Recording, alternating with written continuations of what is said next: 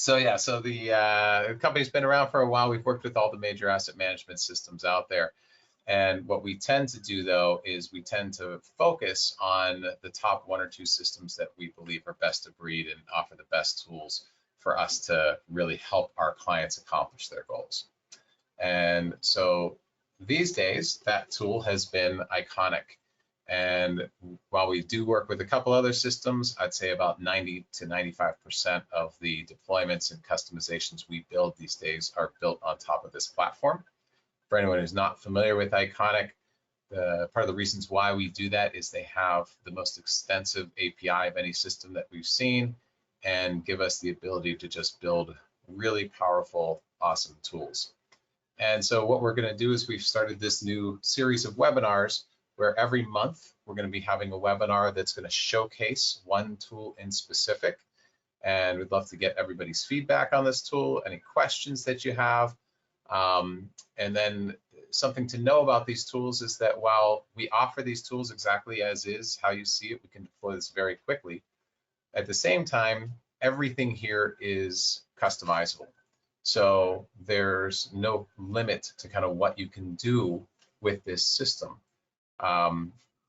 So it's good to just keep an eye out for things that that you are wondering, how does it do this, or could it do it this way, or any other kinds of questions. We'd love to hear those questions and feedback through this. So let's jump in, and we're going to do a couple different examples here, and then again, love to get any questions that people have and see how we can help make sure this is all clear, and then go from there and see any other ideas people have. So when we first log into iconik, this is a screen that you would see. Basically, we're looking at everything in thumbnail view right now. Of course, you can look at it in thumbnail view or in a list view like this. And at the moment, all these assets have little to no metadata on them. So right now we have some images here. If we go into metadata, we can see we don't have anything in this metadata information right now. And we can just go back and forth between a couple of these things. And so the question that got asked of us to end up creating this utility it was, how can I find a way, instead of having to go through and manually tag all these different assets ourselves, how could we leverage some other system? Because when I look at this asset, I might think of 2 or 3 ways of describing it, or 3 or 4 words. But we know that there's other people out there who've been able to describe these things much better. And so what we wanted to do is build a utility to be able to harness that power and be able to pull metadata from other sources of content that might be similar. So we'll do a quick example here of this content of this forest path. So this is just some content that I've acquired here, and I'm just going to right click on this. And then whenever we build custom automations in iconik, it's going to show up directly in the menu here. So in this case, I'm going to come down and it says run find keywords on 4 items that are selected. So I'm going to execute that. It's going to open up a new tab, and now it's going to bring us into our keyword finder interface. What we just did here is one of the things that's also a unique property of iconik in how simple and fast and secure we can actually build something like this. Being able to have a utility where we have a completely custom interface with custom functionality that did not exist in iconik before, connected directly to an internal menu function, is a pretty unique piece of technology amongst asset management systems. So now that we're in this utility, I can see the thumbnails of the 4 images that I'm working with here. And now I'm just going to say, how would I search for this content? So first off, I might say forest path, just like they're named. I might think of some other things like, trees. And I'm not sure. That's the whole point. I don't have a lot of other words I would come up with for this. I would say forest path with trees. So now I'm going to click on find keywords. And what I'm going to get back is a whole bunch of images. And these images, as you can see, can come from places like Shutterstock. And you might have a couple others down here that might come from some other places. And I'm just going to go through and select some images that I think are pretty similar to my images that might have similar kinds of tagging. So I think this one looks similar. That one looks similar. I like this one. I like this one. And that one. Got a whole bunch of good ones here.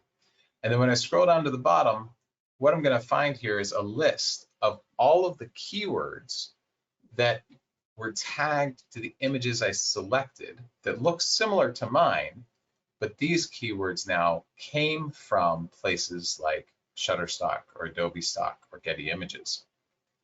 And so in here now I can look at this and say, oh yeah, lush, I might not have thought of that. Tranquil is a good one. Scenic, path, trail. What else might work? Footpath is good. Woods is good. Tree, of course. Forest is good. Nature. What else? Foliage. So this is Sherry. I have a question. Yeah. So with this, you're getting the images, and those, just so I understand, are being pulled from these other sites like Shutterstock and all these places, and that's what's providing the additional keywords. Like where? Exactly. The keywords are literally coming from the keywords that were entered by these other websites for the images I selected. And because I found images that I was able to visibly check against my own images, I know that the keywords that they used are probably going to be similar to ones that I'd want for mine. So it's a nice, quick way to be able to pull this up. And then once I've selected the ones that I like here now, then I say is I can go through and just double check and see if there's anything else I might want. I think this is good, a good start. I can always come back again. I can then come down here and I can choose to either overwrite any existing keywords I might have or append to any existing keywords. Well, in this case, I don't have anything in there, so it's easy enough to just choose either one. It's not going to make a difference. And I click Update Assets. And as soon as I click that, if I come back to Iconic here now, and I go into one of these assets, I can see in my keyword list, all those keywords have been added to each one of the assets that I had selected. And with that append feature, the nice thing is I can come in here, and what I could do is, first off, I might still be in this utility and I could add some other ones. If I do that, I'm going to want to overwrite the existing ones. But let's say I've come out of here and now someone comes in here later and says, oh, you know what? This isn't enough keywords. We need to have more. Maybe we do a different kind of search. And so now what I can do is select these same assets, or maybe this time I'm going to select something specific. And I want to get this one because it has this kind of darker look to it. And so maybe I'm going to take that one only and run find keywords. And this time I'm going to say dark. Actually, I'm going to start with forest, dim lit, dark, something like that. And let's see what I find from there. So now I found something a little more specific to this. Some interesting random ones with a nice unicorn there. I don't know what's up with that one, but maybe I'll select one or two of these darker looking ones here and see if I find anything else interesting, like eerie or mysterious or gloomy, right? And so now that I have those, I don't want to overwrite those existing keywords I had. In this case, I just want to append them. So I can make that choice here of overwriting or appending, and the default is always going to be set to appending because we don't want to accidentally lose things. So now when I click Update Assets, if I go back and now I look at my Forest Path 3, I can see that this one has all the original ones we had, plus now it has that eerie, mysterious, and gloomy tags added to it. So that's really what it comes down to. And this, you know, it's easy enough to say, okay, well, forest is really simple. How about if we get something more specific and try something a little more challenging? Well, let's look at a couple different quick options here. So how about some donuts? We take some donuts, we go to find keywords. I'm going to say donut. Apparently I don't know how to spell donut. So I have no idea how to spell donut. We'll see how spelling counts. There you go. I gotta go with what I did before. And donut, something like that. Donut, colorful, white background. And let's see what comes up there. Oh, look at that. Spelling doesn't count. So now I can find a couple of things here, like that one's probably good. This is kind of good. That one's about the same as the other one. And now let's see. Well, first I can get the correct spelling of donuts. That's helpful. Confectionery is interesting. Let's see. Frosting is probably good. Cake donuts, glazed, maybe assorted is good. So just to give you an idea of different kinds of things, they're going to come up. So I'll update that. And then we'll do one last example of something more, even more specific. How about this stuff here? So here we have a housing for an underwater camera from my buddy Scott in a previous life when I did videos on diving with giant Humboldt squid. So I want something totally random. Let's try this one. Find keywords. So how about underwater camera housing? Oh, look at that. So take this one and that one, maybe even this one. And let's see what we find out.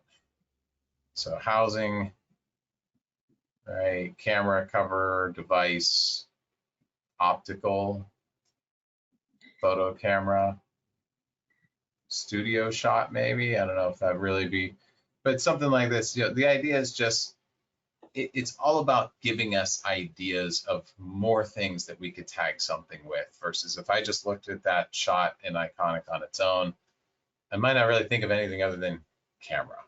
So now at least we have some more ways of identifying this content. And again, if we jump in there, we can see all those tags added.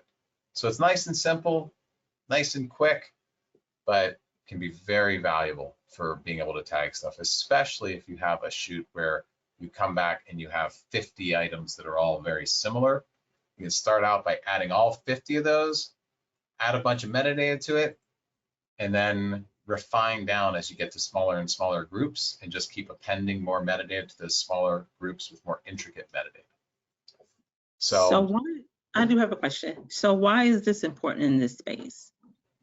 So the reason I think this is important is that at the end of the day, having content in an asset management system and having all these great tools that we have of search filters and save searches and different utilities of things we can do with this, accessing it through a Premier panel, all of that breaks down if you can't find the content in the first place. And you can't leverage these searches unless that content is well tagged. So it's essential to provide tools to our users to tag the content more easily. And while we have lots of more advanced tools with AI automations and all sorts of different things to do automated tagging, there's still a human element of being able to look at content and come up with ideas that will always give you a richer set of metadata. So being able to leverage the human element of coming up with a couple ideas, putting it in here, and then finding tags that other people had put in and choosing from that instead of just automatically, like an AI utility might do, automatically just adding all these to it, gives us a much better curated set, which will make our content more searchable. So how about anyone else have any questions? Any of our viewers here have any other questions you want to throw into the chat or into the questions here?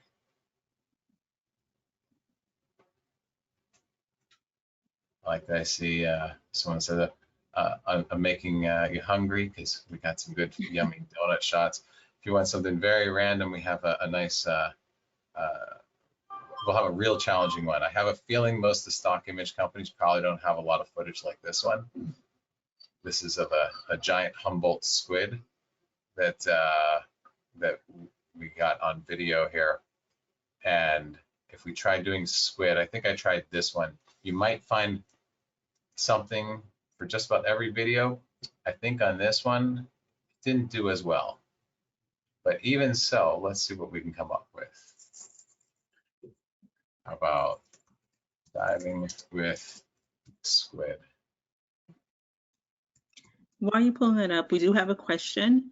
What are the sources of the metadata pulling from again? Or what is that? So again, right now, this is pulling from a combination of Getty Images, Adobe Stock, and Shutterstock. So anything in their libraries that have these keywords is going to come back, and then we're able to offer that metadata up. This is definitely an open system though too, that if you have any other stock footage library or system that's similar that has an API, this could easily be extended to utilize those as well. And check this out, we actually did find something. Squid, depth, nature, ocean. Interesting, maybe swimming, not sure. I don't know if I'd want to be tagged swimming with squid unless you happen to have some armor on you. So yeah, it's definitely very versatile to be able to find a lot of different things. Let's see, got a couple of questions here. So that was the sources. Can you change the site reference in the search or create a personalized set of images and keywords? So I think that's about the same kind of thing. Yeah, it is possible for us to update and point this to different kinds of systems other than the ones that we're connected to now. Again, anything that has an API we can connect to. Do the keywords apply to subclips as well? So as of right now, by default, the keywords don't apply to subclips, probably because iconik doesn't really do subclips, right? What iconik does is provide you the ability to create time-based metadata. When you create time-based metadata, that's going to just be its own metadata in here. However, Win does provide a subclipping utility. And if you execute a subclip creation on an asset, we have an option in the configuration here. Let me get out of this, and I'll just show you what this looks like. So when we create subclips, there's a configuration here where here's all your default subclip metadata, and then you can add a separator here and just put in inherited, and now any metadata field you add here will get inherited from the master asset into the subclips that you create. So in that way, if you utilize that, then if we go back to the content we're looking at here, then if I create a subclip out of any of this content, those subclips here will end up with the actual metadata from the master asset. So it doesn't go into time-based metadata, but it would go into subclips.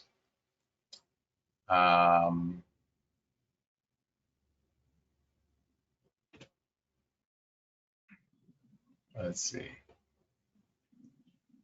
And Brian says I partially answered. I'm not sure what I was missing there. You changed the site reference in the search. So changing the site reference in the search, you can do curating a personalized set of images and keywords. So I think I might know where you're going with on the keyword side. One thing you could do is when you create keywords in iconik now, it will remember the keywords that you've had, as you can see here. So as you've added to these keywords, it will start to pull up from them again. So if I start to, well, it's not going to pull it up because it's already in there. I have squid in there now. But if I went to another asset and as I start to type any of these words, they will start to populate automatically because it'll remember them from what I've had in here before. I don't know if that helps answer that question, maybe. Anyone else have any other questions? All right, so go out of there. So we have a little poll for everyone too to check out here.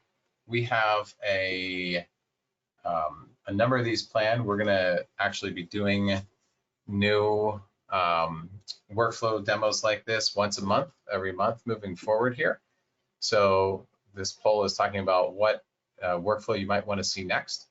If there's any other workflows of ours that you're aware of that you think would be helpful for other people to see, feel free to let us know in the chat or send us an email.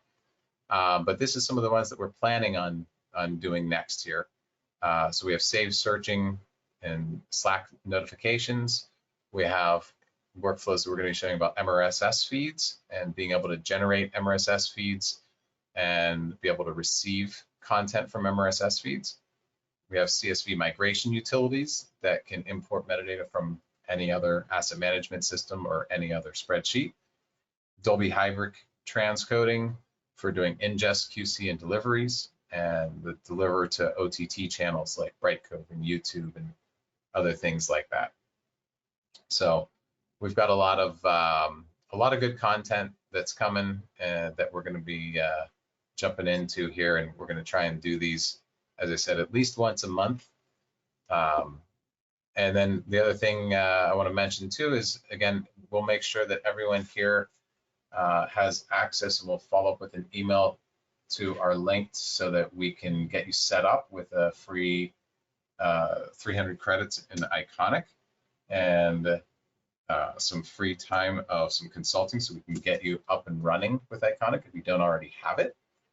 And a link you can go to for that, I will throw into the chat real quick here. So you can go in there and just grab a time. Happy to get you set up. We can get you set up with some workflows like this as well. There's a number of workflows that we can deploy pretty quickly that you can check out for testing purposes. Others might take a little bit more time to deploy, but happy to jump on and talk to anyone about what workflows you guys are looking for. So any other questions from anyone?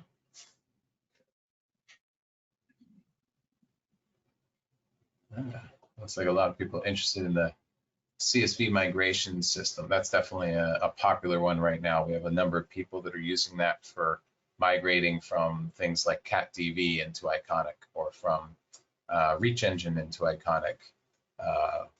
We've done a lot of migrations from a lot of different systems to a lot of different systems historically. So there's really no system that you can't get out of and be able to extract metadata from usually. So we're always happy to talk about that. I think that could definitely be an interesting one. All right. Anything else, Sherry, you can think of? No, I think that's it. We look forward to working with each of you, and we'll be reaching out here shortly. And we're excited about the next one, so we hope you are as well. Indeed. All right, everybody. Thank you very much for joining, and we look forward to speaking with you all soon. Take care.